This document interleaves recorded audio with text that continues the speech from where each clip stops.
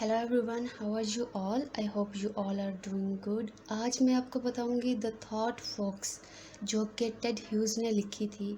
तो इसका जो पहले पहले मैं आपको इसके बारे में कुछ बता दूं। ये जो है टेड ह्यूज ने लिखी है ये पोइम।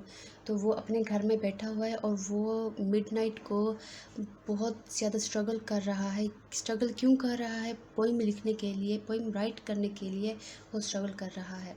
तो जो उसका फर्स्ट स्टेंजा है उसमें वो कहता है आई इमेजिन। तो आई इमेजिन का वर्ड जो है वो इस्तेमाल कर रहा है। इसका मतलब ये है कि वो इमेजिन कर रहा है। तो जहाँ पे वो इमेजिन कर रहा है उसके माइंड में जो है एक डिफरेंट किस्म के जो थॉट्स हैं वो क्रिएट हो रहे हैं। तो वो इसने क्या किया, फर्स्ट लाइन में जो आई इमेजिन का वर्ड यूज़ करके इस्तेमाल किया। सेकंड लाइन जो है इसकी फर्स्ट स्टेंजा की वो है समथिंग एल्स इज़ अलाइव। और ये जो है ये मतलब बहुत बड़ी बात है जो वो कह रहा है। समथिंग एल्स इज़ अलाइव का मतलब क्या है? वो उसके माइंड में एक एम्बिगुअस जो थॉट्स है ना वो क्रिएट हो रहे हैं। एक डिफरेंट टून जो है वो क्रिएट हो रही है। इससे हमें ये पता चलता है कि जो स्पीकर है वो एंशियस है या अफ्रेड है या ईगर है, कि वो किस चीज़ के बारे में कह रहा है। समथिंग वो किस के बारे में कह रहा है ये हमें आइडिया नहीं है। तो वो जो उसके माइंड में जो थॉट्स क्रिएट हो रहे हैं तो उसके लिए वो जो है समथिंग का वर्ड इस्तेमाल कर रहा है। और जो वर्ड समथिंग उसने यूज़ किया है ये समथिंग सा साउंड मतलब लॉन्ग वोवल्स के तौर पे उसने यूज़ किया है। और जो स्ट्रेस्ड सेलेबल है वो क्या कर तो इसके बाद जो है beside the clock's loneliness and this blank page where my fingers move। तो जब वो पोइम राइट कर रहा है उसमें स्ट्रगल कर रहा है उसको लिखने के लिए, तो वो उसके बारे में जो है थॉट्स को क्रिएट करके वो लिख रहा है। Through the window I see no star. Actually वो अपने घर में बैठा हुआ है, वो अपने विंडो के ज़रिए से बाहर फॉरेस्ट को देख रहा है जो कि डीप डार्क है। तो वहाँ पे जो है किसी भी स्टार की एब्सेंस नहीं है। जो स्टार्स हैं वो एब्सेंट हैं। इसका मतलब है कि जो रात है वो काफ़ी ज़्यादा डीप और डार्क है। समथिंग मोर नियर मी, पहले उसने फर्स्ट स्टेंजा में यूज़ किया something is alive is something else is alive. दूसरे में इसने यूज़ किया समथिंग मोर नियर। तो इसका मतलब ये है कि उसके थॉट्स जो हैं उसको कुछ ना कुछ इमेजिनेशन में फील हो रहा है। तो thought deeper within darkness is entering the loneliness. तो यहाँ पे जो है वो सेकंड जो स्टेंजा 2 है वहाँ पे वो स्ट्रगल जो है उसकी कंटिन्यूअसली चल रही है। किसके साथ? समथिंग के साथ। फर्स्ट वाले में भी समथिंग के साथ उसकी स्ट्रगल चल रही थी कि कुछ ना कुछ ज़िंदा है, साथ है मेरे। और समथिंग नियर जो है इसने यूज़ किया है, तो यहाँ पे भी उसकी जो है स्ट्रगलिंग चल रही है। तो इसमें जो है मैंने आपको पहले बता दिया कि जो स्टार जो है एब्सेंट है, डार्क है जो नाइट। तो इसमें क्या है, ये किस चीज़ को रिफ्लेक्ट कर रही है? जो लेक ऑफ इंस्पिरेशन को जो है रिफ्लेक्ट कर रही है। तो जो फर्स्ट दो स्टेंजा थे तो वो मैंने आपको बता दिए कि वो क्या चीज़ बयान कर रहे हैं। तो जो अगले दो स्टेंजास हैं तो ये जो हैं एक्चुअली में ये एक एक्शन, पोइम का जो एक्शन है वो बयान कर रहे हैं। फर्स्ट दो स्टेंजास थे और वो क्या बयान कर रहे थे? टून, सेटिंग और कॉन्फ्लिक्ट। टून कैसे कि वो जो पोइट है वो बार बार समथिंग का वर्ड इस्तेमाल करके जो है स्ट्रगल कर रहा था पोइम को राइट करने के लिए।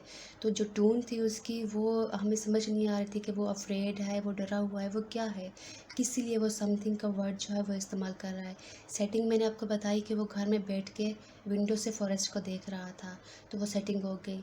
अब जो तीसरा और चौथा स्टेंजाज है ये क्या कर रहे हैं? ये जो है पोइम के एक्शन को बयान कर रहे हैं और स्पीकर्स की डिटेल डिस्क्रिप्शन दे रहे हैं कि वो कैसे विंडो से बाहर सब कुछ देख रहा है।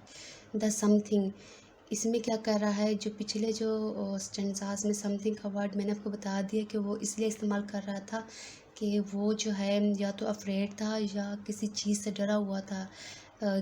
अब जो इस स्टेंजास में बताएंगे वो किस चीज़ से डरा हुआ था। वो इसलिए डरा हुआ था कि उसने जो है फॉक्स के कुछ पार्ट्स देखे। मतलब उसने जो है घने डार्क डार्क जंगल में फॉक्स को देखा, इसी वजह से जो है ना वो डर रहा था। तो इसमें जो है जो स्पीकर है वो क्या कर रहा है, बयान कर रहा है that cold delicately as the dark snow, a fox's nose touches twig leaf। यहाँ पे क्या कह रहा है वो, एक्चुअली में जो फॉक्स है उसको बयान कर रहा है कि उसकी जो ठंडी नाक है वो क्या कर रहे, स्नो में जो ढके हुए बर्फ़ हैं, ढके हुए बर्फ़ की टहनियों को टच कर रही है। Touching the trees branch. उसके बाद क्या करता है वो जो है कंसंट्रेट करता है कहाँ पे, टू आइज़ पे। किसकी टू आइज़ पे, फॉक्स की टू आइज़ पे।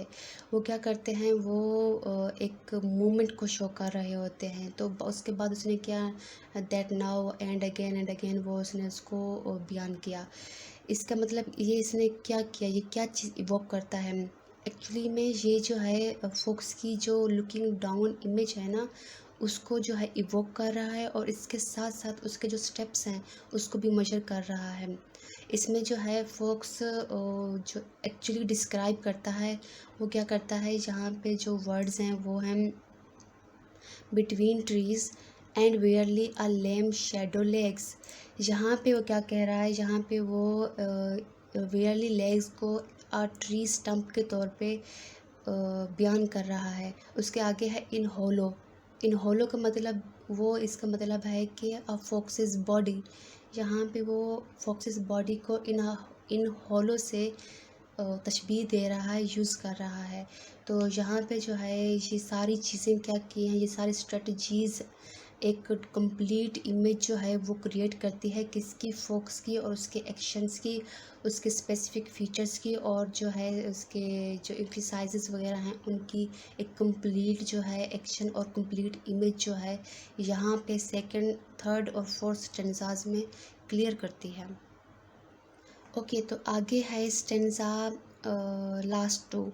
तो यहाँ पे अक्रॉस क्लियरिंग एंड आई, ये जो फ्रेज़ है ये क्या कर रही है, 5 स्टेंजाज के बिगिनिंग में जो है अक्रॉस क्लियरिंग, ये एक असल में एक कोलिजन को क्या कर रही है, सिग्नल्स दे रही है, सिग्नल शो कर रही है। यहाँ पे जो है वो जो स्पीकर है वो क्या करता है, फॉक्स के बारे में बयान करता है। उसके आगे जो वर्ड है, फ्रेज़ है वाइंडिंग डीपिंग ग्रीनेस। यहाँ पे जो है जो स्पीकर है वो actually draws out his description of fox's eye. Fox की आई की जो डिस्क्रिप्शन है उसको बयान कर रहा है किन वर्ड से, वाइंडिंग डीपिंग ग्रीनेस। उसके आगे जो है अबाउट इट्स ऑन बिजनेस। यहाँ पे जो है स्पीकर स्ट्रक हो गया है, किसके साथ, sudden sharp hot stink of fox. ये जो लाइन है ये बयान करती है कि क्रिएटिव ब्रेक थ्रू। तो अबाउट इट्स ऑन बिजनेस, ये एक्चुअली में मैंने आपको बताया कि ये जो है इसमें जो है स्पीकर स्टक हो गया, किसके साथ, जो फॉक्स की क्रिएटिव और रिप्रेजेंटिव जो ब्रेक थ्रू है ना उसके साथ। कि जो फॉक्स है ना, इस स्पीकर केयरफुल ऑब्जर्व करता है कि कैसे जो है वो फॉक्स के जो वर्ड्स हैं उनको